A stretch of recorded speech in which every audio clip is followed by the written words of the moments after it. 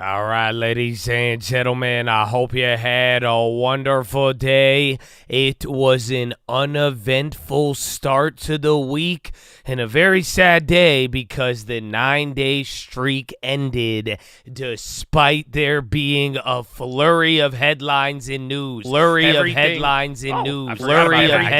Everything from Warren Buffett stepping down, that was yesterday over the weekend, to movie tariffs and trade and everything, but it was a tiny move. We gapped down about 1%. You move no more than about 0.5% intraday, and with all the tension last week, it was kind of surprising, but the good news is this week is pretty much going to be very straightforward. You have Jerome Powell on Wednesday, a couple of other events. We are wrapping up earnings, but like we have talked about, you are not out of the woods, and the market this year is just a giant episode of White Lotus. So, Chattadonia, I hope you're ready. We got a really nice recap. I'm going to go over all the different headlines. I hope you guys are ready to juggle. We're going to go over a couple of things to watch and talk a little bit about Powell. Then I have a couple of plays and a big update for you. A very, very big update. You might, I didn't come empty-handed here for the Monday watch list, and I hope you guys are ready for Powell. So even then, while the market is slow and while things are calming down, you could get ready for that in some of the other events that people may make a big deal about, or at the very least are the only things we will be watching. So, Chattadonia, I hope you're ready. I hope you are locked in and having a wonderful, beautiful, glorious evening. And good evening. How are you? Hello. Welcome. Welcome to the watch list. How are you, Dago? Come on in. Welcome, Juvraj. Hello, Star Model. Good evening, Anzo. Well, welcome, Mr. Edward. His name is Mr. Edward. Do you guys like this welcome, or would you like howdy? Woo! JG, baby. Ansel. Marshmallow. Mo. Whoa, let's go, baby. What up, Jamar? Good evening, Moondog. What up, T? JS Skull. Yeah, you like a little yalla? Is that where you got to wake them up a little bit? We could do both. Welcome. Nice to meet you. Oh, Twitch. Hello. Didn't see you there. Hello, XMD. Lord Wavy. You like hype, baby? Well, what up, Blizzy? How you doing, Match? What up, Epic Eric? What up, Mother Liquor? That's his name. That is his name. That's his name. Oh, be like Mike. Usha. How you doing? What up, Jamal? What up, Carson? Oh, real estate. So, Chattadonia, I hope you guys are ready, but let's just get into it. I mean, we're going to talk about a lot of it. Probably if I miss any crazy headline, let me know. But by the time we get to the end of the plays, we should be covering most of them. But right off the bat, here is just the non-comprehensive list of what we dealt with. So a big part, it happened overnight leading into the morning. Donald Trump made a true social about movie tariffs. This is absolutely insane. Why is it insane? Because everybody was talking about Netflix being bulletproof, and so you would think this is a very domestic industry, movies, and it's digital. It's not really like a good, and nothing like this has ever been done before. So that caused a little bit of reaction. I mean, here, I'll even give you the best quote of the day. Because like I said, over the weekend, Warren Buffett did step down as CEO. He put his longtime guy that he's kind of been training for it, Greg Abel, is in charge. But at one point, Berkshire was down 5%. And the quote of the day was that Warren Buffett is 95 years old. How is his retirement not priced in? And I thought that was a good point, but that's the second thing we had to deal with. Then we heard about getting close to an India deal, and there was good news there. But once again, that deal has been lingering now for a couple of weeks. There was also another headline. This one was actually negative, and people saying that we rejected a deal with Japan, that like a zero for zero tariff offer was not accepted. There was the implication that we're still negotiating, but this didn't sound good. Then we heard from Scott Bessent. He was at the Milken Institute. You are going to be having Scott tomorrow before Congress, and I'm telling you, Wall Street is loving this guy. So people may not like Donald Trump, but this guy, from the news media to the Milken Institute, they're showing him some love, man. He's actually getting very well received. He's outlining his plan. He's even outlining why the deficit spending and pretty much how they justified that big amount that I was talking about is because they think growth is going to go up. And we're going to talk about that. But long story short, even for the market in this week, Scott Bessent, you're going to get him tomorrow. Then on Wednesday, alongside of Jerome Powell, they're going to be separate events. But whole point is, anytime he was talking today, the market liked it, and he could announce some stuff, whether it's a trade deal. And then today, he announced a new write-off for manufacturing plants. So this ties into this spending. People have been talking a lot now about tax cuts. I've been telling you guys, the next bullish driver, if Donald Trump wants to start being bullish, it's going to be this: tax cut, tax cut, tax cut. We're deregulating. This is what we're doing. I think Donald Trump even said they want to end Section 8 housing. So there's a lot of things from deregulation and privatization. That's what Bessent keeps talking about, but it'll be a different setting before Congress. But this whole plan that was outlined, it was pretty bullish, but it all relates down to that bill. Because again, this bill doesn't get past all of the Trump tax cuts, you're not gonna get any of these things. Again, everything down from taxes on tips to the overtime, and I think there was one more thing Trump offered on the campaign. That is all part of the deal getting approved. So you still haven't had that yet, but we got to hear about that. That was another piece of news. And then right when we thought the China stuff was kind of good from last week, Trump and Bessent were pretty much implying early in the morning that, well, maybe it might be a few weeks out. And then they did say that there are going to be trade deals this week, but I feel like we have heard that every single week. So other than that, this was the headline juggling. Like I'm saying, there was just a lot of stuff. It seemed like every hour you even had ISM service data. The data came in good, and we're going to talk about that. But you had a lot of events, but the market just inched along after all of that tension last week. So that's what we had, and that is key number one. But now let's talk a little bit broader and what you really need to get ready for. The main event is going to be Powell. Like I said, Scott Bessent, he might have the ability to move things, but there is a new narrative going around. People are caving. So make no mistake, we came into this week with a gigantic streak. People are feeling good. I still don't think we're out of the woods. People debating whether or not this is a bear market rally or not. But there are people now starting to talk about the economy and data. And what I mean by caving is that the data has been very good, if you haven't noticed. It could have been worse, and even to put it lightly, the last time financial conditions were how they are now, the Fed cut rates ahead of the election. So take that how you please. But other than that, a lot of data has increased. Inflation is still down. Oil is like, 40, 50% lower than the election in prior. I mean, there is a lot of things that are doing pretty decent. And the fact that this fear didn't really crater, you are going to start seeing people revise GDP estimates up and see what happens with the data. But when it's all said and done, non-farms, ISM, jobs, real estate, you name it, bro, it has held up. And that is exactly why there is virtually no chance of a rate cut on Wednesday. That's what I'm saying. And in a weird world, last time the data was this good, they cut before the election. But this time around, with everything going on, this isn't really the environment. Now, granted, maybe there's a black swan that happens in the next 24 hours. I doubt I don't even think Powell would cut rates. You know that? I think if aliens invaded tomorrow, Jerome Powell wouldn't even cut on Wednesday. Do you understand? I think he would be like, well, we'll see. We have tools, and and we don't know the tariffs, so we don't want to judge off of one alien invasion. We'd want to see, a more consistent alien invasion. But until then, and some people thought we should cut, but we didn't. I'm being dead serious, bro. You think I'm joking? I think you need to understand the fucking sea change right now is that I swear to you, how many times has Chad asked me a hypothetical alien invasion question?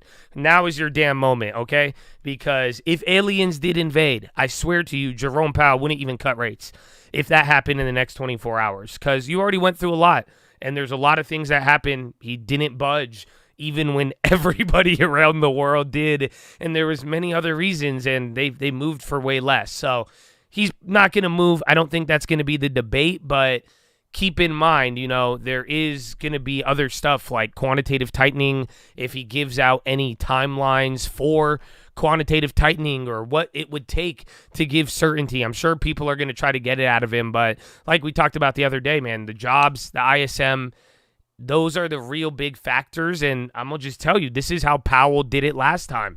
Last time, as long as the job market didn't budge, Powell was able to keep punting and kicking the can all the way along. So we'll see how that plays out tomorrow. But other than that, I don't think it's going to be that wild. And like I'm saying, maybe the market moves wild, but I think it's very straightforward with what we're dealing with. And now the final part, it's a big range, like we talked about, everything from 5,300 to like 5,800. It's actually kind of insane how wide it is, and you've kind of even noticed we went green. We were going up today, and then you kind of sold off, and then before you know it, you're gapping up 50, down 100, but it's a very wide range, and I think you better get used to that. That's why it could get choppy. You still want the easy move based off of policy or a structural shift, but other than that, I think it's just going to be about fast or slow. So there was a lot of tension, like I've said. We came into last week, people were kind of expecting stuff, and then the weekend was calm.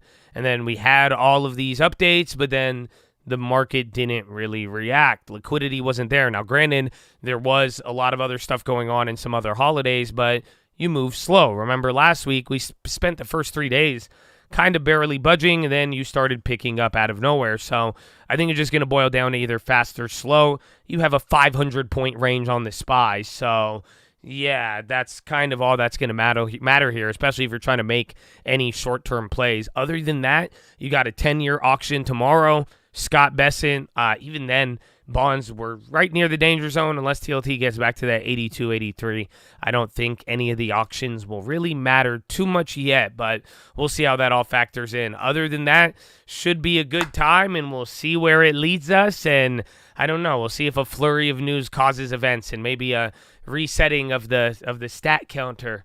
Free stuff, or maybe we just get trapped and cucked and they waste their time and they tell you to get a long term. You should have got a long term. Everybody get a long term, but now let us get into the plays. So, right off the bat, I got two plays for you, and then a big one to tell you. Are you ready?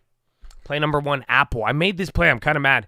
I put it down here because I was up 30% on it at one point, and that was on the bounce. I should have sold it, but long story short, this is 2 days. This is a post-earnings play. If you're not really realizing it, it's not really about Apple. This is kind of about earnings. They've sold off. I still think it has a lot of room. They were leading, and remember, we talked about it. Mag 7 leading or lagging is going to distort the indexes, and you saw that today because Apple, NVIDIA, and who was the other one? There was one more big Apple, NVIDIA. Oh, there's one more that was just dragging us down. Meanwhile, you had a couple hundred names that were up. Tesla, yeah, that's what it was. So you got to keep that in mind there. But Apple was down. It was down like 4%, so I thought I'd go for a dip buy, but grabbed a weekly on there. We'll see how that plays out. But other than that, I think Apple, Amazon, Mag 7 leadership. So if you want to look at this play, how do you find other plays or how can this play help you? It's that. The thing I'm looking for here is whether or not after these earnings, let things settle out after Powell. Do we watch Mag 7 continue to lag? Does the market hold a high correlation between every asset? Or does, again, Mag 7 start to lead? So I think that'll be key. Going to be watching out for that. Already took a little play there. Near the money, too, because, again, out the money in the skew has actually been dying. Do I have a chart for you? If I don't, no, I don't have a chart for you, but I saw one the other day, and yeah, it's low-key, the skew has been slowly dying, but we'll see where that plays out, but that is play number one, and now, play number two, this relates to an event that happened today, because I don't know if it's a big deal or not. I'll be honest with you. I have no idea how to play it. I don't know what it means, and I don't think a lot of people know what it means. I mean, there's a lot of implications it could lead to, but what I'm talking about is the Taiwan dollar. It literally overnight had the biggest move in 30 years. Now, here's the deal. The best part about it is that, like, if the move was a weakening of the currency, I would know what to do. I would say something broke. They're managing their currency. Like, there's clearly an imbalance that they're trying to manage, right? that's what usually when this happens, usually when you wake up and you get a historic currency move, I'd say 9 out of 10 times it is weakening of the currency. So it's actually like very, very wild when you think about it. Because what happened overnight is the Taiwan dollar strengthened the most in 30 years out of nowhere. Literally the biggest move in history. So other currencies moved. I think it got in the way of the dollar, even the yen and other things, but nobody really knows why. I'll tell you this. Do you guys want some extra tinfoil? So I'll give you the tinfoil. Tinfoil. Are you ready? Here's the tinfoil. If things are really going to get fucked up, the Hong Kong dollar's next. I've always told you, this is that like weird rich guy bet. Kyle Bass and a couple, there's another dude on Wall Street, I forgot who else. They always bet on this. Nah, fuck the yuan trade war, they're doing their own thing. No, the Hong Kong dollar. I'm telling because the Hong Kong dollar did move overnight last night. The peg moved a little bit. They just defended it, and they have a shit ton of dollars. People were already talking about, there's enough ample liquidity, but hear me out.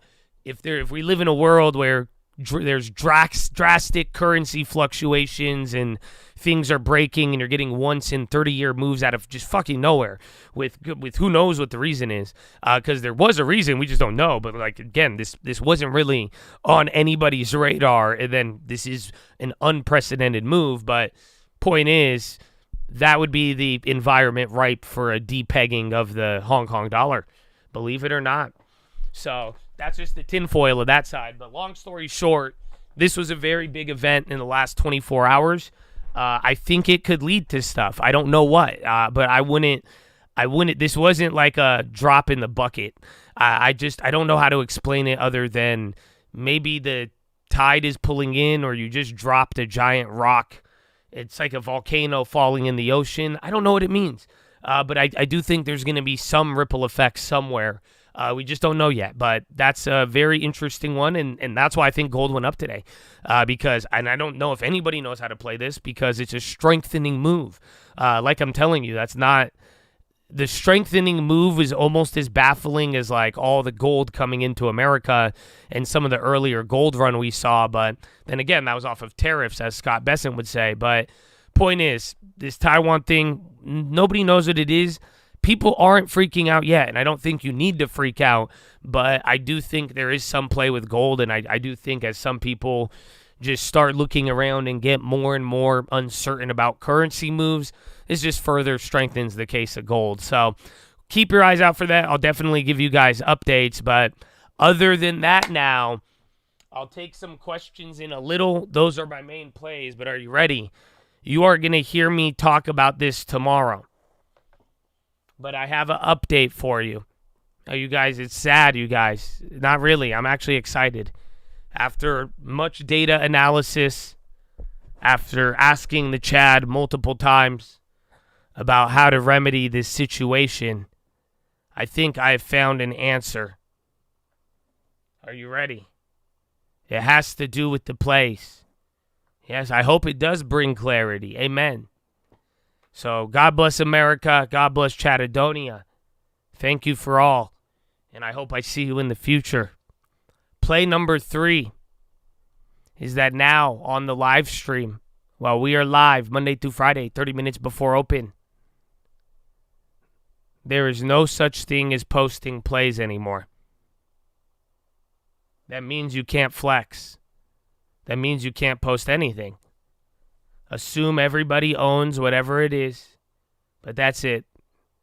You take the info, you do what you want with it. We have no more time to babysit, to verify. This is a long-term channel now. It always has been, but that's it. I think this is the way.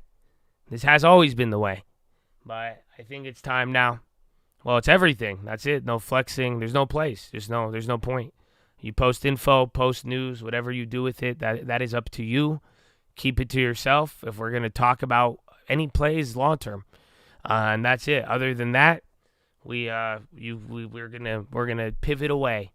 So good luck with it. I'll still post on the watch list and all that. Yeah, no more post to play. You don't have to. We just don't want to hear it. That's it on both sides. So no wins, no losses. There's nothing to talk about. You could call out stocks moving and just assume everybody calling out everything owns it. And yeah, but that's it. No more this, that. We don't have to. Because again, I just don't have time to go through it. And like I said, people are getting banned and we're going through all of it. But yeah, just distracting. So if it doesn't get distracting down the line, maybe we'll see. But for now, I think most people, like I'm saying, statistically, most people don't really care. It's not as if everybody is posting their plays. Most of the people who pay the plug don't post the play. You could go down through it. So it'll affect a small portion of you, but I think for the majority, it will end up being a lot more cleaner. So welcome to the new homeowners association. I hope you guys enjoy it. But yeah, I'll definitely call out some stuff and you'll be able to learn from it. But like I'm saying, what you end up doing and all that, like if I don't want to have an influence, I think we limit it in that way too. You don't have to look at the chat and get caught up in it, and we don't really have to have these discussions anymore.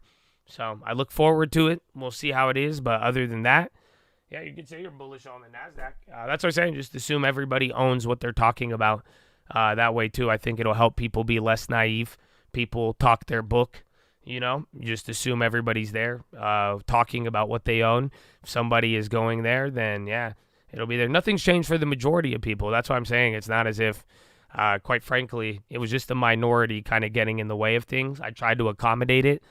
Try to help. I think I have good info for short term, but we just got to move it for the right time and place. And I think the chat will be a lot cleaner with info. And that's what I'm saying. We do have the info, but you don't need to mix in everything and getting people to act on it or whatever. And long term, and I think the more we talk about long term, I really hope that encourages you all to get one, because the long term is amazing. You know that? It's good. It's a very, very good thing. So other than that, that is play number 3. That is your video of the week. Not really the week, but the day. I hope I see you tomorrow. But now, do you have any questions? I could put up the long term. Where are we? Arby's. Arby's has new meat? Wow. Does Arby's, what stock owns Arby's? Is it QSR? I haven't been to Arby's in a minute. I'll try to have a quiz. So we have a couple of ideas. I gotta start doing the quiz now. But I have 2 ideas. One today. Chad said he wants to give away a timeshare in Cabo. He said he has a Cabo and he's willing to give it to the Chad. So I need to still verify that. That could be a potential prize. Otherwise, I said today, top 10. The top 10 will win a field trip to the Salton Sea. So the top 10 will get to go on a field trip with me, assuming you meet all background check requirements. So, like, if you had any, like, Chad probation or any weird shit, it's not going to fly. But other than that, yeah, you're going to be able to, we thought of that. So these are big prizes. One of them has a timeline, the Cabo trip. So we'll see. I'm going to try. But, we'll see where it leads us. No guarantees just yet. You lock in. You never know. Maybe I'll give you I also want to test you. I also want to give you guys like a real life action quiz. One thing is about testing your knowledge, and then we might need to put you in the game. That's why I do want to have like maybe I want to have a play competition. As much as I'm telling you, you don't have to have the plays distracted during the day. You should post one play at the beginning of the week for one of these games. Or I do want to have a long-term competition. Like I said, we could compare the next top 3 long-term picks. Whoever gets the next best one, I want to put it to practice. So, thinking about it. I'm thinking about it. I've been thinking about you. Ooh, yeah. What else we got, though? You have any other questions? Long-term's great, man. I'm very excited. I was saying to Chad today to buy a house, you guys. I told Chad I would sell this right now. I have not sold this because it's for YouTube. That's it. So if I if I ever need this, I'll take it. Or if I ever develop like a drug addiction and I need to fund a really bad drug addiction, I'll use this. But Other than that, I would have already sold this to buy a house. Do you understand? I was trying to explain this to the chat today. There is no point to have this. I would have already bought a long term. I don't think you guys get it. Even on the small account, I would have already bought a house. So even this account, again, this is the YouTube account, bro. I would have bought a house. See, that's the thing, and I'll tell you. I've heard with Warren Buffett stepping down. I've heard a lot of people quote Warren Buffett. And Warren Buffett, they quote him on stocks and how he says don't own real estate. You guys know Warren Buffett owned like a percentage of real estate in America. Do you understand Warren Buffett underwrote like all of the real estate? But like, do you understand he owned a very large portion of a real estate? So that's why. God bless Mr. Buffett. But do as Warren does, not as he says, is what they say. But other than that, I would have already bought a house by now. And so should you. I would start shopping. We were talking about USDA loans on stream today. Getting a house for 0% down, even 105%. They'll pay for your closing costs. But I would shop.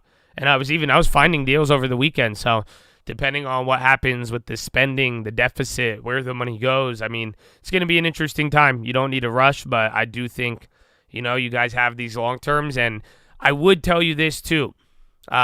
I would look for a house. It's a broader goal. It takes a long time. I think you should be very vigilant about it and know that it's possible.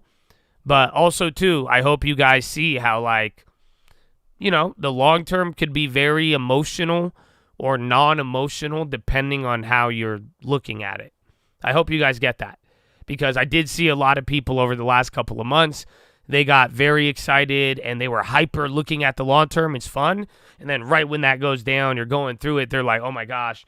I saw people go from, I want to buy a house to, no, I don't think now's the time to buy a house. So think about that. I need you to have a plan and I need you to have a goal and a worthwhile ideal that does not depend on the market. Does that make sense? So that's why I want you to think about house and other broader plans regardless.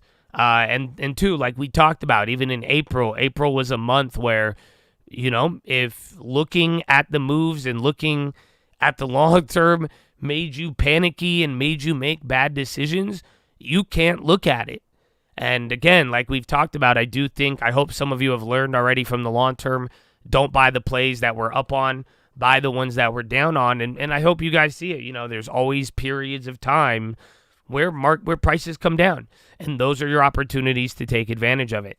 But if you are like worried and you're the type to invest and you think it's only going to increase and then you're reacting, that's not going to be, it doesn't lead to good decisions. Now, I will tell you, I'm having this conversation with you guys right now, but I'll be honest.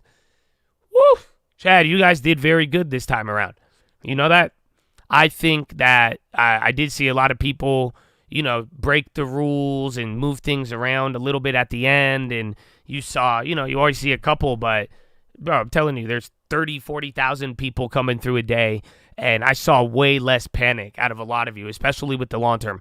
And the way that you guys held it down, I think that's very good. And I think some of you have been able to show some maturity in this. So keep that in mind, and if this has been a wild ride for you so far, just remember, if you keep the long term, a steady plan little by little, I mean, dude, we've been doing our thing, and it's not that crazy, and you don't have to focus on it too much. And also, too, though, there's a broader plan and broader goals you could be aligning yourself with, too. So, yalla! So what else we got? Any other questions? Shout out the long term. God bless America. Land that I love by the long term. You live in Coachella, pretty cheap. Would you recommend buying in Salton? No, I've looked at it. I think Salton, you have to fix the issues. People call it Lithium Valley, and people want the lithium, but until it becomes livable, and they clean it up in the runoff, I don't know. I think that could either happen soon or it could take a long time. the portfolio on SPY. Yeah, I've seen it. Dude, it's killer, bro. We've done very well. It's actually like mind-blowing, I think. Let me double check.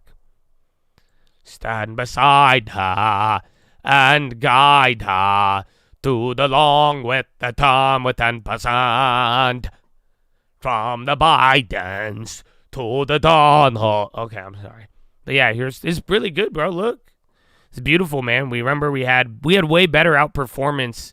And remember too, we add to our portfolio. So we add like what? We add 1% a month. So we also have to outperform our deposit. But at the end of the day, did very, very well, bro. You know, we were already, again, like I told you guys, remember, we were in the lead. That's what I was telling you guys from the get-go. I showed you guys this chart, and we were saying we're in the lead. We want to stack up cash. We started really dipping. We finally went negative, and that's when I started. We waited like, what, 1 or 2 more weeks, and then I shot on there. So I'm glad we put some down. We didn't run the risk of getting underexposed, but yeah, man, I like it a lot, bro. So it's good for now.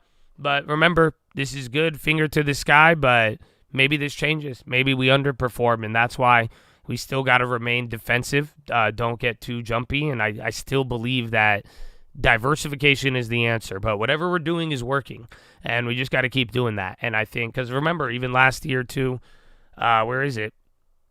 You know, even on the last year, it's still a lot. We got to perform with the market. So, you know, with where we're at, we didn't do too bad, and that's why it's like, let's just play it, take it slow, and keep riding. You want me to answer your question? What is it? You 3,200 to invest in Roth after rollover or diversify? It depends. I mean, how old are you? But these are financial advisor questions. I'm not a financial advisor, but it's safer to go to funds, especially with your retirement, safer to go with funds and indexes. I prefer individual names. I am a stock picker, fortunately, unfortunately. So it all depends, but depending on how you want to go about it, if it's a self-directed IRA, you're probably buying stocks. I would diversify between, maybe you could get a little bit of ETFs in Vanguard. And if you already have a decent exposure, you can put a couple deposits to a couple names you like. But if it is an IRA, just throw all your dividend stocks in there and reinvest them all. That's at least the major advantage and best tip I could give you. But yeah, none of this is a recommendation. The name I'm down most on, there's some names that we haven't bought in a while, but I think like I'm down 94% on Beyond Overstock, and then Big Commerce, but we only put our 1 deposits back in the day. And then like Snap and Walgreens. Walgreens were going to get bought out in some shares. But then I was looking at, I like Whirlpool. Bro, Whirlpool, MPW, Intel, Nike, and Airbnb. Those are the ones I really, really want. And I'm down on them, and I was even thinking about it. Bro, like Whirlpool and Nike, we could really add to these, and we already have a little foundation. Even MPW, if you give me the right real estate setup. So I would eye these names that I'm down on. I still like them. I don't like Snap, Walgreens, like these ones. I'm not really. These guys aren't in the game. Even DraftKings, I don't really think he's in the game. I don't think I'll be buying that one again. Maybe even Coinbase, I'm probably not going to be touching. I think this small exposure is good enough. But other than that, like Pfizer, Humana, but especially like Airbnb, Intel, Whirlpool, Nike, MPW. These are definitely on watch. Not to mention the names we don't own, like UPS and other names that I've discussed. So it sucks. You know, we have a big appetite. I need cash. I still have 2.8% now. We got 6,800. But remember, if I didn't use, we would have like 12, 13 grand. I'd have like 5% cash now. Yeah. I'd have like 5% cash if I didn't buy the NVO and the pizza. But then again, buying the NVO and pizza for now, that seemed like a good decision. But we'll see. You never know, homie. Might need some long term, homie. Target, that's on the list. Dividend is good. It's I think total now of our dividend yielding stocks, it pays about like 5.5 of the total portfolio. It's like 2.5, 3. So, but it's very nice. It pretty much brings us in 2 deposits a year. So I really like it. Even then, the small account dividend is growing pretty good too. I like it. But that's kind of, I want to grow my dividends. I mean, like I said, Whirlpool, that one, if they don't cut the dividend and we give it a couple months and we stack up enough, who knows? Maybe I fuck around and just add the dividend with some upside. But at the end of the day, this year is not about dividends, but our dividend we've already increased it about 10% for next year, but it at least brings us in 2 deposits a year. So we save 12 months a year. We put in 12 deposits, but then now with our dividends, we're getting back 2 deposits, 6,500 or 650 on the small account, I think, or 5.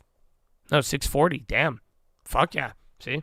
So yeah, not bad. But even for the small account. So even if you were you worked at McDonald's minimum wage, you made 36 grand a year at this point now. Not only could this get you a down payment, it's also paying you out. You're saving 2 extra months a year. So what? After I think 6 years, you'll have like a year extra saved up of just pure dividend savings, and then it reinvests too. So that's the thing. We never use the money. It just goes straight back into stock, and then that's how our dividends are growing. That's why, even though my goal, like we did add a little bit of dividend stocks, but the reinvestment really helps grow the dividend and it's little, but it all compounds and it adds up, and then before you know it, after a couple of years. So I'm happy. Little by little. No option. I have not on this one. I don't think I've ever sold covered calls on this one because I don't think I had plays big enough. I have covered calls on this account because we had a lot of shares. So yeah, those are the only options. Gold is ripping. Hey man, Taiwan. Dude, right when we started the video, it was moving, but damn, by the time we're done, gold's up another 1.5, dude. It was up by 3.3 yesterday. Ay. Intel dividend. Oh, yeah, I forgot about that. Oh, Ford removed their guidance today. A downturn in real estate would help MPW. There's kind of medical, but I think they just need rates. That's it. Rates and good tenants. But at the end of the day, all the REIT stocks have kind of been beat down. They just kind of need to, the bond and Powell, that situation really needs clarity, and Powell's hawkish when it comes to budging. The dollar dropping, that could be it. I haven't really looked. I've been talking to you guys.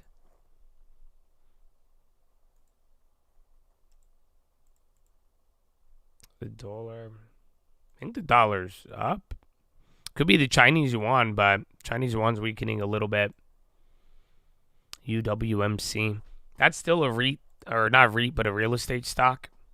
But I think I'm going to go with what I'm already holding, or UPS I really like. The only problem with like a new name, Colt's sister already has UWMC, so maybe for her.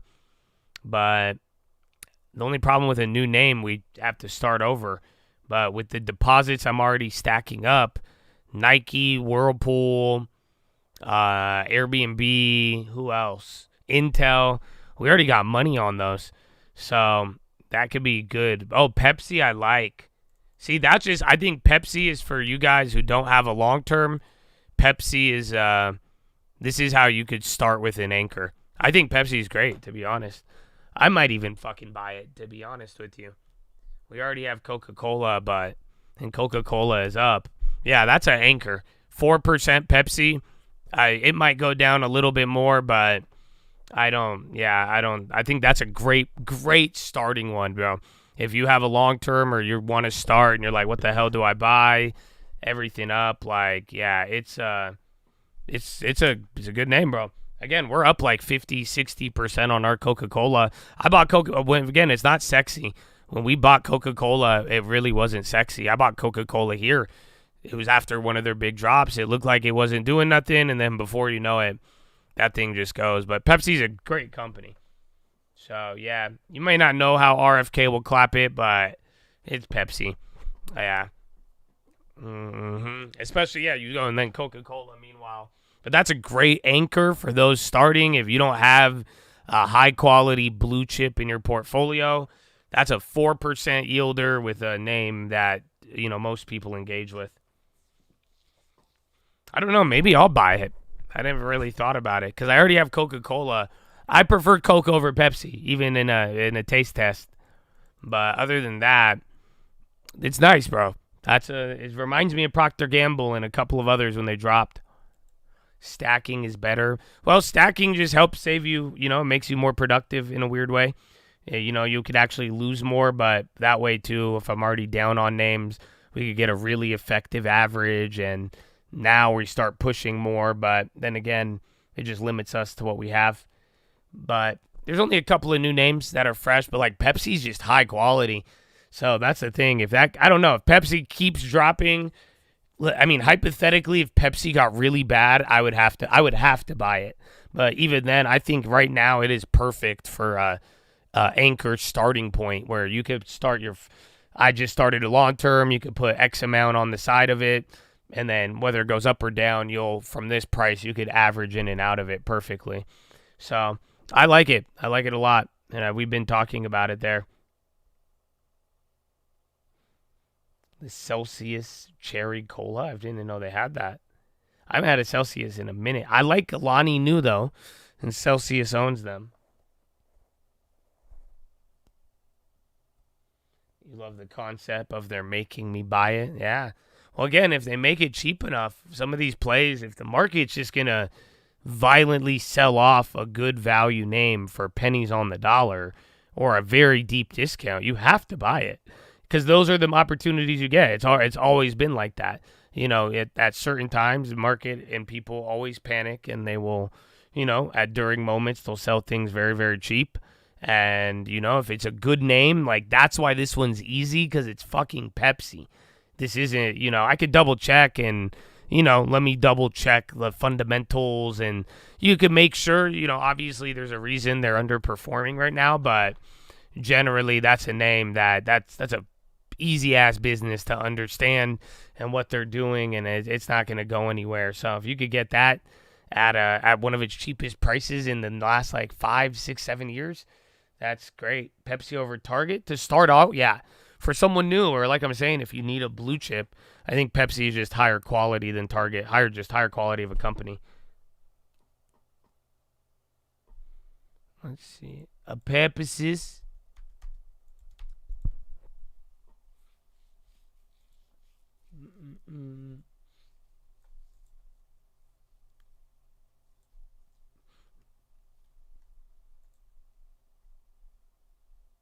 Where is it?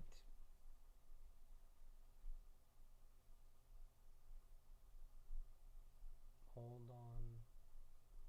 Dividend payout ratio is 79%. So what is Coca-Cola's?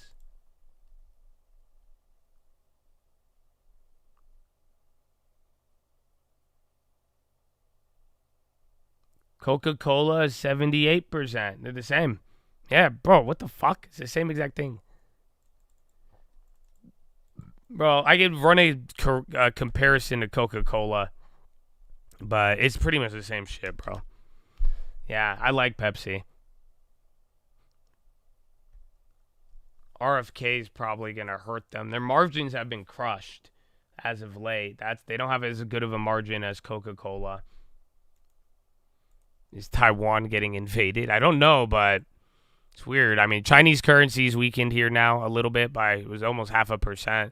Yeah, dude, gold's up 5% in the last two fucking days. Last day and a half. Is there a third option to Coke and Pepsi? Yeah, there's Dr. Pepper. Who else? Isn't there one more? Dr. Pepper and who? Check the PE ratio. Pepsi's in 19. Coca-Cola, 28. Yeah. 19 is great. I think it could probably go a little lower, but like I'm saying, this starting point is... Because I've been saying this for a couple weeks now, I think after the earnings, but... Yeah, man, I don't know. Pepsi. Oh, is it really the RFK effect? I think that and a couple bad earnings in margin, but see what they do at 130 and then go from there. Mountain Dew. I think Keurig Dr. Pepper is pretty much the only other one. Yeah, KDP. But they're much smaller. Pepsi, Coca-Cola, they own the lion's share. It's like, it reminds me of pizza. There's Domino's, Pizza Hut, Papa John's, and then Little Caesars. That's here. And then now you got a couple of other competitors. But yeah, either way, long-term prevails. And Costco now. Oh, that's what killed it. It was, no, they already did this switch. Costco switched from Pepsi. I forgot. That's what clapped them. But Chatadonia, that is it. We must depart now before I'm getting hungry talking about all of this. So let's have a good night, sleep well, and think the long term. Because remember, all of this now, it's good for you. You see, this is you need to be hunting, man. And I hope, don't let the long-term talks come back to haunt you. You think about it now, baby. Okay, and remember, by day 365, we're not out of the woods just yet. But Chatadonia, I love you. Have a wonderful evening. I'll see you in the morning. And Horna.